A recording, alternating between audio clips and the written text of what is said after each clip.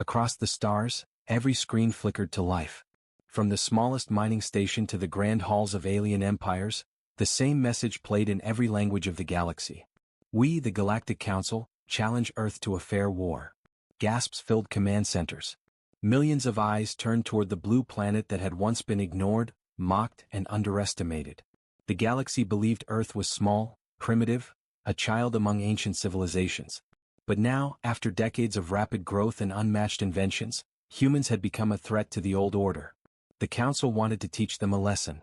They wanted to prove that no single planet could ever stand against the power of a united galaxy. Inside Earth's Defense Command, silence filled the war room. Screens showed endless fleets forming across alien space. Hundreds of species, thousands of ships, all preparing for one purpose: to crush humanity. General Mason stood at the center of the room. He was a tall man with gray hair and eyes that looked like they had seen too many battles. Behind him, the world leaders watched in fear. 400 fleets, whispered one of the ministers. That's impossible. We can't face that. But Mason didn't blink. They said a fair war, he replied quietly. Fair doesn't exist. We fight to survive, not to be fair. His voice was calm, but his eyes burned with something deeper, something the galaxy had forgotten. Across the planet, the news exploded. Reporters laughed on alien broadcasts. Humans think they can fight the galaxy? Ridiculous. Earth accepts? They must be out of their minds. The galaxy mocked them. Alien generals gave speeches about how quickly the war would end. One said, "It will take us 3 days to make Earth surrender." But humans didn't laugh. They didn't panic. Factories across the planet went silent for a moment, then started working faster than ever. Every satellite, every shipyard, every underground base came alive. Still, to outsiders it looked like Earth was calm. Too calm. A week later the Galactic fleet began to move. Millions of ships spread through the stars like a wave of fire. They passed through jump gates and wormholes, all heading toward the solar system. Alien commanders smiled. "Let's make it clean," one said. "A fair battle as promised." But far from the front lines, deep under Earth's surface, something stirred. In the hidden base under Antarctica, scientists worked quietly, surrounded by ancient machines. The air was cold, and the lights flickered as they prepared for something no alien had ever imagined. Dr. Lien, the chief scientist, looked up at the screens. "Do you think it's time?" she asked. General Mason stood beside her. "Not yet," he said. "Let them come closer. Let them believe this will be easy." He turned to his officers. "Activate the Black Silence Protocol." All around the world, human systems went dark. No signals. No transmissions. To the galaxy, it looked like Earth had suddenly gone silent, as if they were surrendering. The alien admirals laughed again. "They're already scared. Prepare for entry." Hours later, the first alien fleet entered the solar system. Massive ships, glowing with energy, surrounded the space between Jupiter and Mars. Sensors scanned the region and then froze. Something was wrong. Mars wasn't there. The admiral of the lead fleet blinked, thinking it was a sensor error. "Recalibrate," he ordered. The scanners repeated the same result. Empty space. No planet. No debris. Nothing. He shouted again, his voice shaking now. "Where is Mars?" All around him, officers stared in disbelief. The planet had vanished. Panic spread through the fleet's communication channels. Did humans destroy their own planet? Was it an illusion? A weapon? But deep in Earth's command bunker, General Mason watched silently. His officers looked at him, waiting for an explanation. He only said, "They wanted a fair war. Let's show them what that means." In the alien fleet, the panic grew worse. A captain reported strange energy readings coming from the empty orbit where Mars used to be. Then, suddenly, their systems started to flicker. One by one, ships lost navigation. Engines went dead. The stars on their screens began to twist, as if gravity itself had changed. And then, just as suddenly as it vanished, Mars reappeared. But it didn't look the same. Its surface glowed faintly red like molten metal. Strange lights circled its equator, moving in perfect rhythm. The admiral shouted, "Retreat! Get us out of range!" But it was too late. From the surface of Mars, thousands of black metallic shapes began to rise into space, slowly, silently. Alien officers froze as they saw them. Ships. Human ships. Hundreds. Thousands. Rising like a swarm from the red planet's surface. The admiral whispered, "Impossible. They hid a fleet inside the planet." Back on Earth, General Mason stood with his hands behind his back. "They think we're weak," he said. "They think mercy is strength. But mercy is a choice and we're done choosing it." Dr. Lien looked at him. "So this is it, General? The start of the war?" Mason's eyes hardened. "No," he said quietly. "This is the end of pretending." The galaxy had wanted a fair fight. But as human warships darkened the sky above Mars and silence filled the solar system, everyone watching across the stars began to understand the truth. Earth had never been fighting for pride or glory. They were fighting for survival. And in that kind of war, humanity never fought fair. As the alien sensors flickered one last time, the only message they received was a simple text, burned into their screens. "Welcome to the unexpected war." And then the signal went dark. The galaxy was silent. Every species, every leader, every fleet that had once laughed at humans now watched in disbelief. The impossible had happened. A whole planet, Mars, had vanished and then returned, alive with strange red energy. Across alien command bridges, panic spread like wildfire. The admirals shouted orders trying to calm their crews but nothing worked. Sensors kept flashing warnings. The planet's surface seemed to pulse, like a heartbeat. "What are they doing?" one alien captain whispered. "Why can't we read their energy signals?" another asked. No one had an answer. Inside the Galactic flagship Viator, High Admiral Kreeth slammed his clawed hand against the table. "It's a trick," he roared. "They're using some kind of illusion technology. Fire on that planet." Missiles launched, lighting up the darkness of space. Thousands of warheads flew toward Mars. The explosions tore through the orbit, but when the smoke cleared, the planet remained untouched. Every missile had vanished before impact. "Where did they go?" Kreeth shouted. His second officer looked terrified. "Sir, our systems show that the missiles entered some kind of spatial fold. They were redirected somewhere else." "Where?" Before he could answer, a new alarm sounded. The missiles had reappeared, behind the alien fleet. The Viator shook violently as the redirected missiles struck their own ships. Dozens of alien vessels exploded in fire. In the chaos, Mars continued to glow brighter. Far away, deep beneath Earth's surface, General Mason stood in the command chamber. Giant holograms showed the alien fleets burning near Mars. Around him, officers cheered quietly, but Mason raised his hand for silence. "This isn't victory," he said. "This is just a message." Dr. Lien, the scientist who helped build the Gravian engines, stepped forward. "They won't stop now, General. They'll send everything they have." Mason nodded. "Then they'll see everything we have too." He turned toward the massive screen showing Mars. Its core was alive with power. The Gravian engines, human-made devices that could shift planets through space, were finally awake. For years they had been hidden deep under the Martian crust, built in secret, powered by energy stolen from stars. The world never knew. The galaxy never believed. But now they were seeing the truth. Meanwhile, the alien fleets tried to regroup. Admiral Kreeth gave orders through static-filled channels. "Pull back to safe distance. Regain formation." But their ships wouldn't respond. Systems failed. Communications went dark. And then, it began.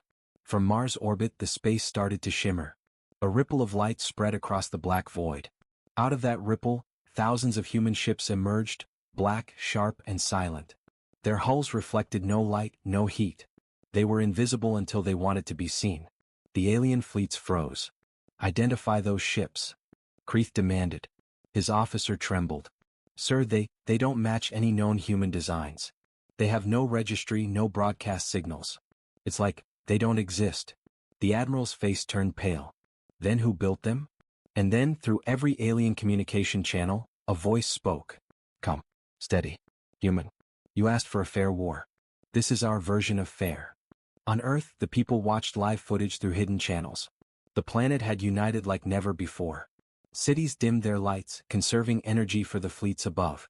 Children sat beside their parents, watching the dark sky, whispering prayers. No one cheered. No one smiled. Everyone knew what this war meant. Humanity was fighting for survival, not revenge. In the command bunker, Mason turned to Dr. Lien. "Status. All systems stable. The Gravian engines are holding. The fleet is fully cloaked," she replied. Mason stared at the hologram of the solar system. "They wanted to see how far we'd go. Let's show them." The alien fleets opened fire again. Beams of plasma and light tore through the void. Human ships didn't return fire. They vanished, just like shadows disappearing from sunlight. Then, seconds later, explosions erupted behind the alien lines. Human ships had moved through folded space, appearing and striking from behind with perfect precision. Alien ships were destroyed before they even realized they were under attack. Kreeth screamed orders. Turn around. Face them. Face them. But no matter where they turned, humans were already there. Silent. Efficient. Ruthless. One alien officer whispered in fear, "They're not fighting like soldiers, they're hunting." On Mars, a giant human flagship lifted off the surface, the HSS Eclipse. Its engines glowed blue, surrounded by lightning. It was humanity's command vessel, the largest ship ever built. General Mason watched from the command center as it rose into orbit. "Eclipse, this is Earth Command. Begin Phase 2. A calm voice replied, "Copy that, General. Phase 2, commencing." The Eclipse opened its front bay doors, revealing a strange, glowing weapon. Energy gathered, silent and cold. The weapon didn't fire a beam, it bent light itself. The stars behind it twisted. Space folded. And when it unleashed, it didn't explode, it erased. Half of the alien fleet vanished in pure silence. No wreckage. No flame. Just nothing. Across the galaxy, the broadcast continued.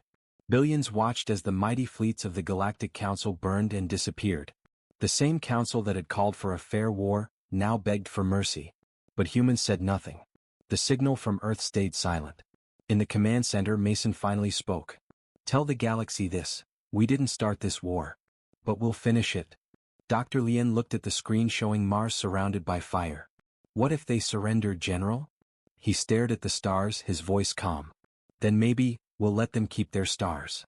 Far out in space, as the last of the alien ships tried to retreat, a single message appeared on every screen across the galaxy. Mars was the warning. Earth is next. The transmission ended. And the galaxy, once united in arrogance, now trembled in fear. Because they finally understood, humans never promised mercy. The galaxy's proud fleets, once symbols of power and unity, now drifted in silence. Wreckage floated between Mars and Jupiter, glowing faintly in the cold darkness. The war that was supposed to be fair had turned into something else. Something terrifying. Alien leaders sent messages across channels begging for updates. But their signals met only static. Communication satellites were gone. Long-range sensors no longer worked. Even the stars near the solar system looked dimmer, swallowed by some invisible field. And then from the shadows they came. At first, only a few blips appeared on the scanners. Then hundreds. Then thousands. Dark, silent, perfectly coordinated shapes moved across space. Human ships, black as night. They had no flags. No lights. No radio signals. It was as if they weren't ships at all but living shadows gliding through the void. Every alien commander who saw them felt the same cold thought. This fleet shouldn't exist. For decades, the galaxy had monitored Earth's shipyards. Every launch, every design, every movement was recorded. By all data, humanity had maybe a few thousand warships. But now, millions filled the dark space. Where had they come from? How long had they been building? And how had no one noticed? On board the HSS Eclipse, General Mason stood before the massive viewport, watching the fleet unfold like a storm. Beside him, Dr. Lien spoke softly, "They're scared, General. The Council fleets are trying to regroup near Saturn." Mason didn't answer right away. His reflection in the glass looked calm, but inside, his mind was a battlefield of plans and memories. He finally said, "They called it a fair fight. They wanted to measure strength. Fine. Let's show them what human strength really means." He turned toward his officers. "Send the fleet forward. Activate Shadow Protocol." Every human ship dimmed. Even the faint light of their engines vanished. The black hulls blended into space. The alien fleets could no longer see them. And then the killing began. The first alien group to fall was the Velnari Division. 500 ships strong. They moved cautiously through the asteroid belt, searching for human targets. Suddenly their lead ship exploded, no weapon detected, no warning. Then another. And another. "Where are they firing from?" the alien captain screamed. But no human ship appeared on radar. The attacks came from every angle, precise and silent. One by one, alien ships vanished in flashes of light. When the battle ended, the whole division was gone. The asteroids floated quietly, the only sound the echo of distant debris. In the Galactic Council's central chamber, panic filled the air. Holograms of destroyed fleets blinked red. Generals shouted over one another. This can't be possible. Humans don't have this many ships. They're using cloaking technology beyond our understanding. Stop fighting. Regroup the survivors near Neptune. But the humans were already there. Dr. Lien watched the tactical display. Thousands of red dots representing alien ships vanished one by one. She whispered, "They won't stop until they run." Mason nodded slowly. "No. They'll stop when they understand." "Understand what?" she asked. "That mercy isn't weakness." He opened a secure channel. Across the galaxy his voice echoed, cold, clear and final. "You wanted fair. This is what fair looks like to us." The message repeated once, then vanished. For the next few hours, chaos spread through every alien command. Fleets broke apart. Some tried to surrender, others fled. But the humans didn't chase them all. Only the ones who fired back. Human ships struck like ghosts, appearing, destroying, disappearing again. No hero speeches. No broadcasts. No threats. Just perfect, silent precision. In the middle of the war zone, a strange phenomenon began to appear. Wherever the humans fought, the stars around them went dark. Energy readings dropped to zero. It was as if space itself feared them. The alien survivors began calling them the Shadow Fleet. The name spread quickly, across soldiers, citizens, and rulers. The phrase became a whisper of fear. One alien commander, Admiral Thar, managed to survive the first assault. His ship limped near the orbit of Uranus, badly damaged. His crew begged him to retreat. "We have to go back, sir. There's nothing left." Thar stared at the dark space beyond his viewport. "No. I must see them. I must see what kind of creatures they really are." He sent a drone forward, recording everything. The drone passed through the void, past broken ships and drifting metal. Then, in the distance, a shape began to form. A city-sized warship, black, silent, and beautiful in a terrifying way. The drone zoomed in. It saw markings on the hull. English letters glowing faintly in red. HSS Eclipse. And for a brief moment, Admiral Thar saw something he could never forget. Rows of human ships surrounding the flagship, moving like a single organism. They weren't flying. They were hunting together. Then the drone feed went black. On Earth, Mason received the data from the satellites. The aliens were retreating toward the edge of the solar system. Dr. Lien asked, "Should we pursue them?" Mason shook his head. "No. Let them go. Fear will do more damage than our weapons." He turned off the main screen, his face shadowed by the dim red lights. "They thought we were small. They thought mercy made us weak. But they forgot one thing." He looked out toward the stars. "Humans never fight to win. We fight to end it."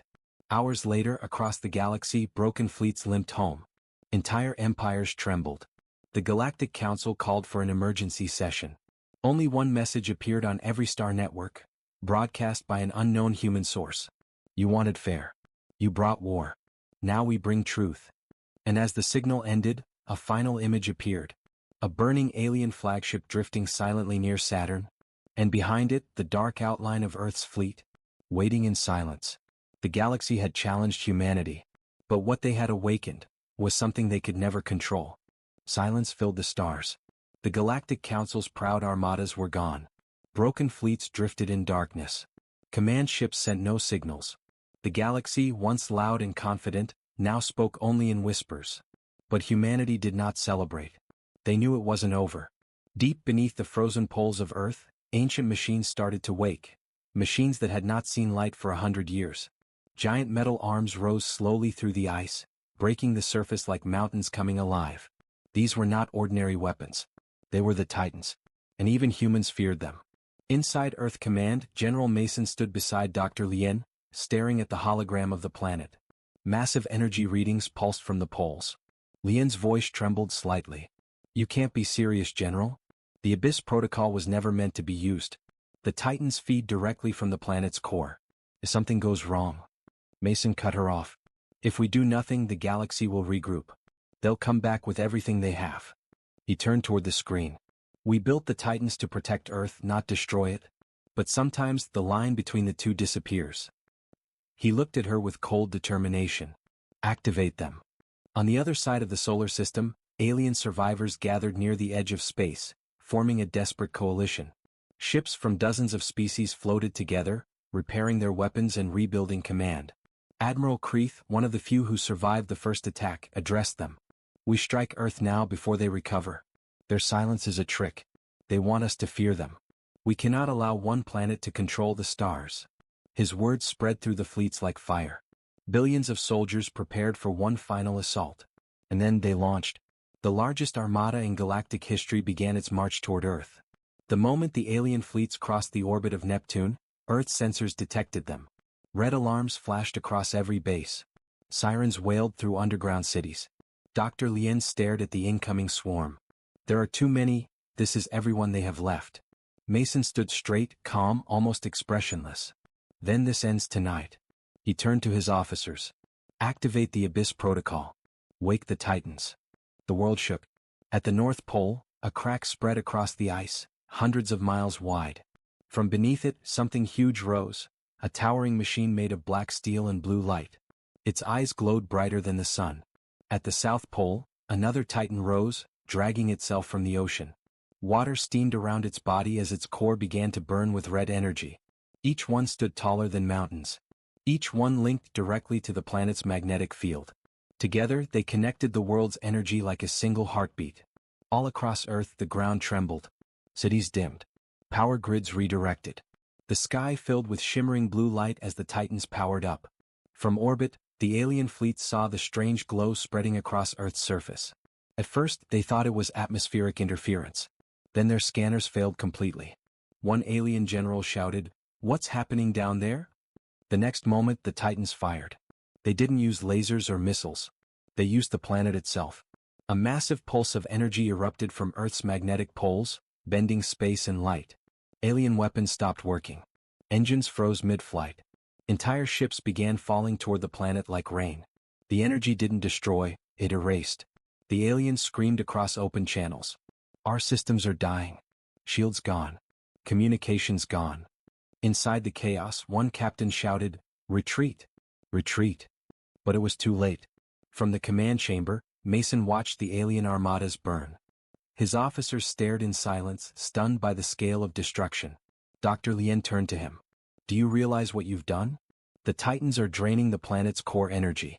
If we keep them active too long..." Mason interrupted, "We don't need them for long." He looked at the hologram where alien ships turned into debris. Just long enough to make the galaxy remember. Above the clouds, the Titans kept firing. The magnetic fields shifted, wrapping the solar system in a storm of light. Moons cracked. Asteroids shattered. Even the sun's outer layer trembled under the surge of power. The alien fleet broke apart. Ships tried to jump away, but their drives failed. One by one they fell silent. High Admiral Kreitha's command ship was hit first. His screens went white. The last thing he saw before his ship was swallowed by the storm was Earth glowing like a living star. Hours later, the storm faded. Space became quiet again. The sky above Earth cleared. The Titans stood motionless, their energy slowly dimming. Smoke and light rose from their cores. They had done what they were built to do. In the command center, Mason gave the order. "Shut them down." Dr. Lien exhaled in relief as the reading stabilized. "It's over," she whispered. But Mason didn't answer. He stared at the screen showing the wreckage of 1,000 alien ships drifting silently above Earth's orbit. "Over?" he said softly. "No. This was only a warning." News spread across the galaxy within hours. Every species, every empire, every council member saw the recordings. The rise of the Titans, the fall of the fleets, the glow of Earth consuming the void.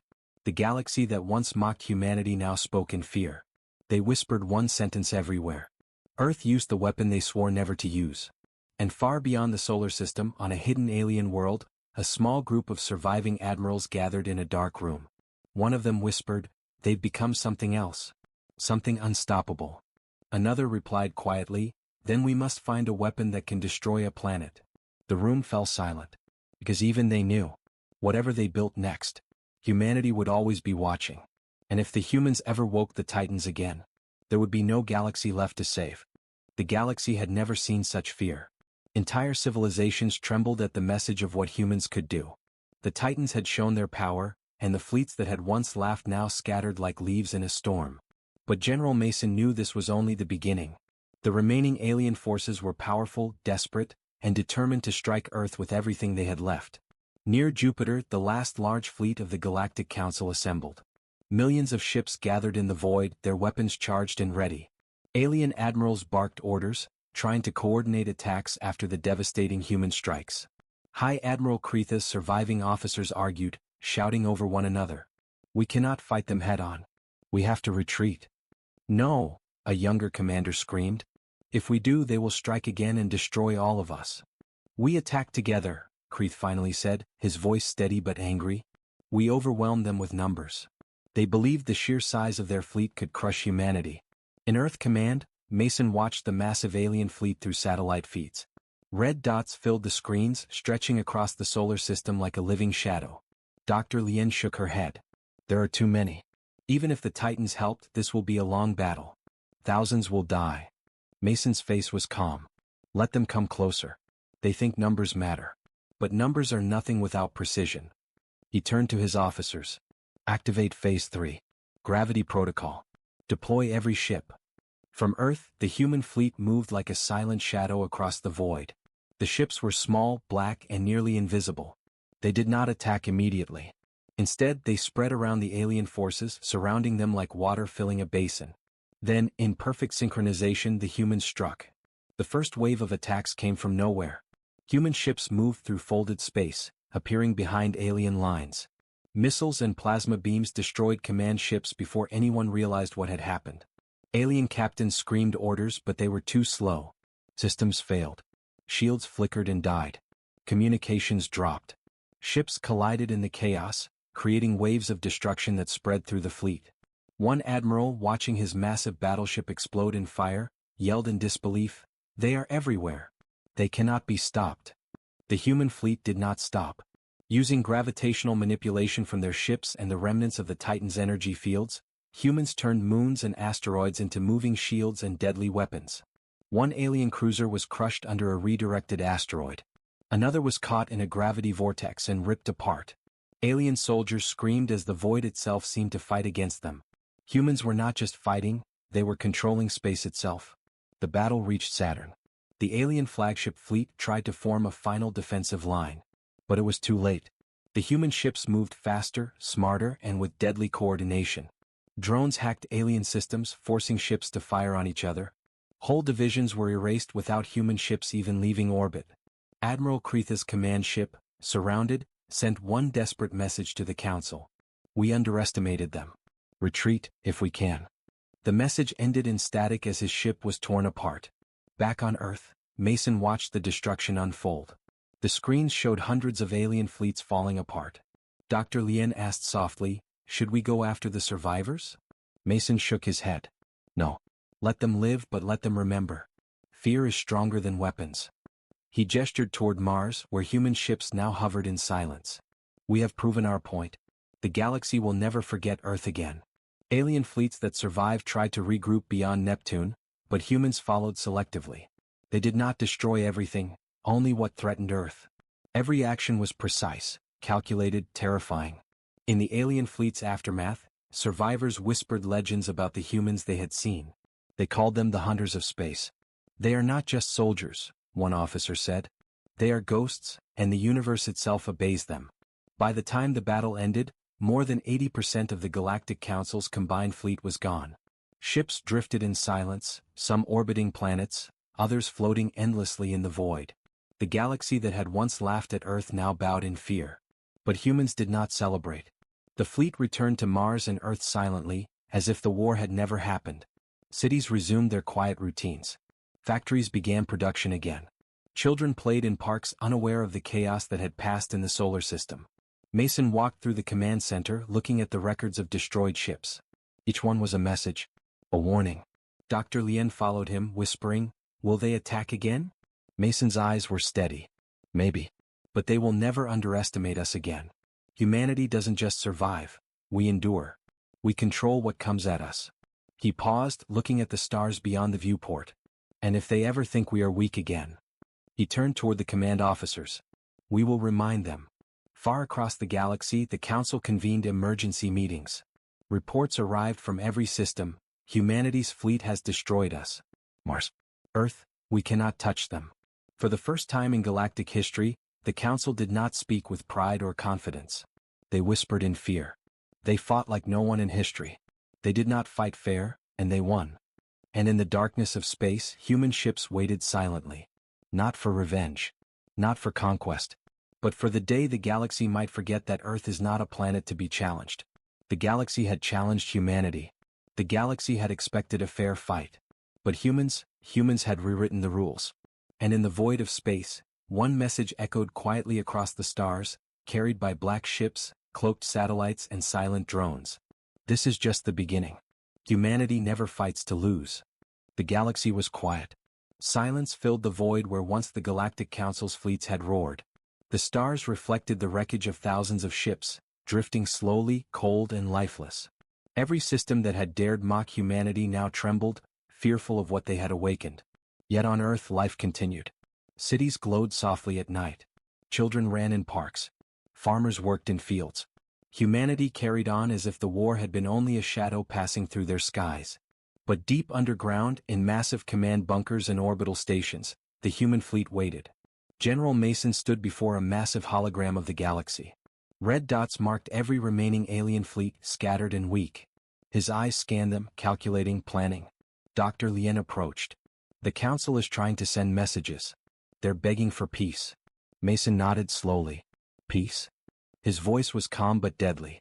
They didn't understand what it means to threaten Earth. They thought a fair fight could humble us. Let them speak. Let them beg.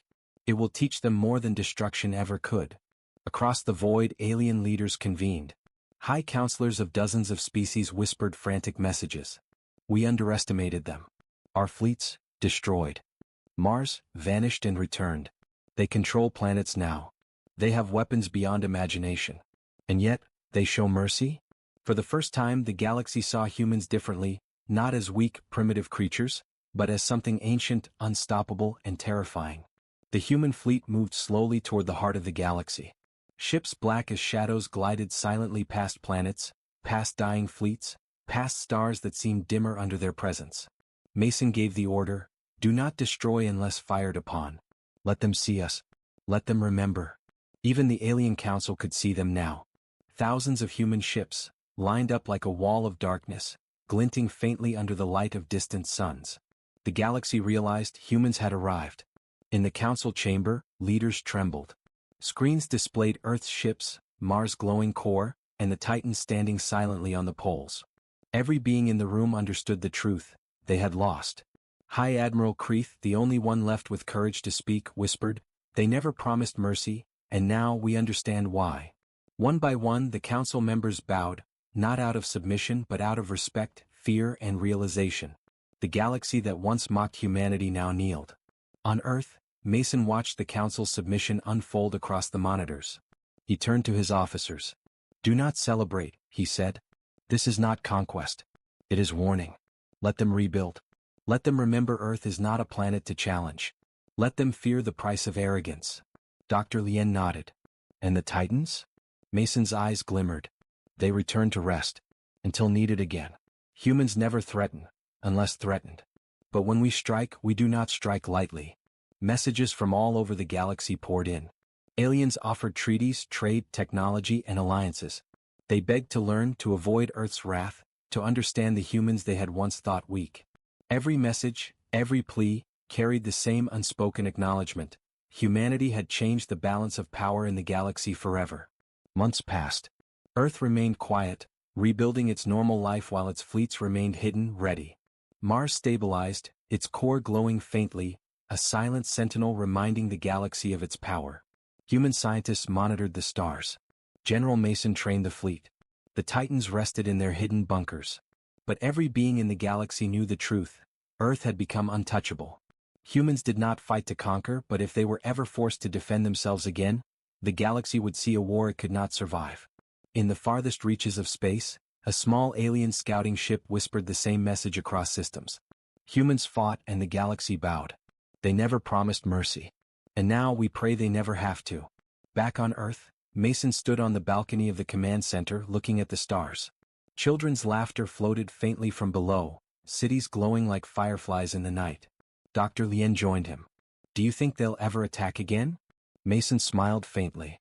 "Maybe. But if they do, the galaxy will remember the last lesson. Humans never fight fair, and they never forget." He turned toward the horizon. The galaxy wanted a fair fight. They got the truth instead. And the truth is that Earth will always survive. The stars shone bright that night. Silent, endless, and trembling under the knowledge that humans had awakened something the galaxy could never control. And far across the void, the fleets of every alien species drifted silently, scattered and broken, knowing one fact above all. Humanity had risen. Humanity had won. And from now on the galaxy would kneel whenever Earth chose to rise.